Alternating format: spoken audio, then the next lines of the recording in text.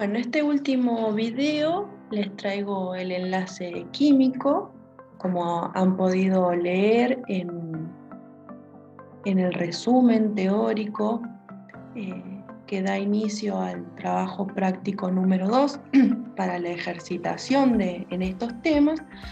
Han visto que cuando los átomos interactúan para formar un enlace químico, solo entran en contacto las regiones más externas. Y por esta razón, cuando estudiamos los enlaces químicos, consideramos sobre todo los electrones de valencia de los átomos. Para reconocer los electrones de valencia y asegurarse que el número total de electrones no cambie en una reacción química, es que nosotros usamos el sistema de puntos desarrollados por Lewis. Como pueden ver acá, en esta figura, tenemos los diagramas de Lewis para cada uno de los elementos representativos. Como vimos con anterioridad en la tabla periódica, tenemos acá el hidrógeno, que tiene un solo electrón en su última capa de valencia, donde está el nivel 1, el subnivel S, tiene un electrón. Después tenemos el litio, que tiene un electrón en el orbital S del nivel 2. Tenemos al sodio, que tiene un electrón en el nivel S, pero del nivel 3, y así sucesivamente. Lo mismo la configuración electrónica para los elementos representativos, que van del 3A al 8A. Dentro del enlace químico, nosotros tenemos los enlaces iónicos. Este enlace es el resultado de la atracción electrostática entre iones de distintos signos, un catión y un anión. Como dice en la diapositiva, un elemento fuertemente electropositivo combinado con otro fuertemente electronegativo. Esto se da cuando en el enlace uno de los átomos capta electrones del otro. Como lo pueden ver acá en esta figura, un tanto caricaturesca, este átomo le cede el electrón a este segundo átomo. Como vimos en el video anterior de tabla periódica, una de las propiedades de la tabla periódica era la electronegatividad. Bueno, primero tenemos que saber qué elementos son los que estamos testeando para saber si forman un enlace iónico. Tenemos que saber las electronegatividades y tenemos que saber la diferencia. Si esa diferencia es mayor a 1,7, es un enlace iónico. Aunque algunos autores, como puse ahí, como es el libro que uno de la bibliografía general que les pusimos, que es el Chan, considera que tiene que ser mayor a 2. Nosotros vamos a considerar mayor a 1,7. Como pueden ver, las estructuras de Lewis que mencionábamos con anterioridad, del litio, por ejemplo, es la que estoy marcando con el cursor. Fíjense que el litio tiene un electrón en el orbital S del nivel 2, que es el último que tiene, y es el con el cual va a interaccionar con otros elementos. Como está representado en esta reacción, el litio cede electrones formando catión, o el catión litio. Por el contrario, el flúor tiene en su última capa externa 7 electrones. Fíjense que la simbología de Lewis, el diagrama de Lewis, va a estar representando siempre los electrones como de a pares. Va a ser 1, 2, 3, 4, 5, 6, y el 7 queda solito acá. Entonces, este elemento, que sabemos que es muy electronegativo, va a tender a captar electrones y formar el anión fluoruro. Si hacemos una síntesis de estas dos reacciones que mencionaba con anterioridad, vamos a ver que el litio, cuando se une, que se combina con el flúor, va a formar un enlace iónico en el cual el litio cede un electrón al flúor. Fíjense que ahora el flúor ya tiene 8 electrones. Se hace un paréntesis y se indica que este es el anión y este es el protón. Esto es porque el enlace iónico, como dijimos, se da por atracción electrostática. Entonces nosotros tenemos que representar esto a través del diagrama de Lewis.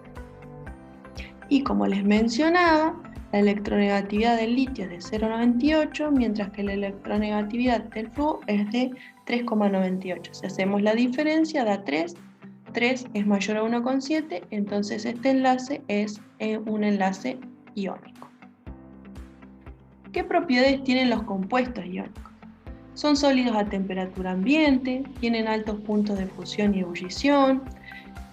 Esto es porque la atracción electrostática tiene una fuerza muy fuerte, entonces para lograr fundirlo o que pase en estado gaseoso se necesita mucha energía, por eso los puntos de fusión y ebullición son altos. No conducen la electricidad en estado sólido, pero sí lo hacen si están fundidos o en solución acuosa. Son cristales transparentes, duros, frágiles y de formas características. Un ejemplo es la sal de mesa.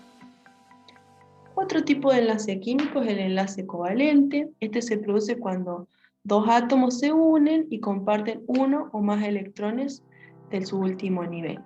Y acá también les traigo de forma caricaturesca cómo se representaría el enlace covalente. Acá, dos átomos están compartiendo electrones a modo de cena. Dentro del enlace covalente podemos encontrar covalentes simples, un ejemplo es el agua, su representación a través del diagrama de Lewis es esta. Como podemos ver, el hidrógeno tiene un último electrón en su capa externa, mientras que el oxígeno tiene 6 electrones, que están pintados de negro. 1, 2, 3, 4, 5, 6. Entonces, va a compartir uno de sus electrones con el hidrógeno y el hidrógeno con el oxígeno, formando un par de electrones que comparten un solo enlace simple. Lo mismo va a hacer con este otro hidrógeno, completando su octeto. Otra forma de representarnos a través de guiones. Otro tipo de enlace covalente puede ser el doble, el ejemplo es el oxígeno molecular. Como ven, acá está el diagrama de Lewis, son dos átomos de oxígeno, cada uno con 6 electrones en su última capa. Entonces, para completar el octeto tienen que compartir 2 pares de electrones, los cuales se pueden representar también con guiones. Y por último, el enlace covalente triple, cuyo ejemplo es el nitrógeno molecular.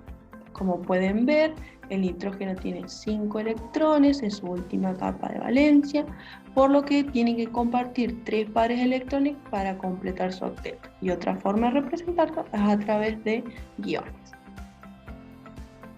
Dentro de los enlaces covalentes podemos tener enlaces covalentes no polar y enlaces covalentes polares. Los enlaces covalentes no polares por lo general se dan entre los mismos elementos. Acá el ejemplo es el hidrógeno molecular. Como pueden ver, acá los átomos de hidrógeno comparten 2 electrones, pero estos 2 electrones van a estar entre medio de los 2 átomos porque los dos núcleos ejercen la misma fuerza y atracción sobre los electrones.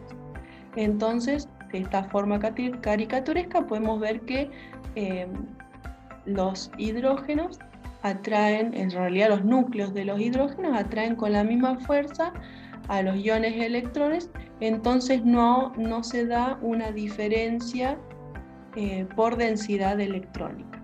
Mientras que en el enlace covalente polar, como puede ser el enlace entre el cloro y el hidrógeno, lo que se da es que va a haber mayor densidad electrónica en el anión cloro. Y esto es porque es más electronegativo. Y van a ver que el hidrógeno tiene una densidad de carga negativa mucho menor que el cloro. Entonces, ¿cómo podemos diferenciar enlaces polares y no polares dentro de los enlaces covalentes? Si la diferencia de electronegatividad está entre 0,4 y 1,7 es un enlace covalente polar. Y si es inferior a 0,4 es covalente no polar. ¿Qué propiedades tienen las sustancias covalentes moleculares? Como pueden ser el nitrógeno, el oxígeno, el agua, el trióxido de azufre. En general, a temperatura ambiente son líquidos o gaseosos, tienen bajos puntos de fusión y ebullición, no conducen la electricidad en estado sólido. Y después también tenemos algunos covalentes como son redes atómicas, como pueden ser el carbono en el diamante o el carbono en el grafito, que se caracteriza que a temperatura ambiente son sólidos duros, tienen altos puntos de fusión y ebullición y no conducen la corriente eléctrica. Dentro del enlace covalente tenemos también el enlace covalente dativo, que se define como el enlace en el que un par de electrones compartidos por dos átomos es aportado por solo uno de ellos. Un ejemplo es el trióxido de azufre. Tenemos la estructura de Lewis, en la cual está representado el oxígeno con sus últimos 6 electrones de valencia y el azufre con sus últimos 4 electrones de valencia. ¿Qué va a suceder?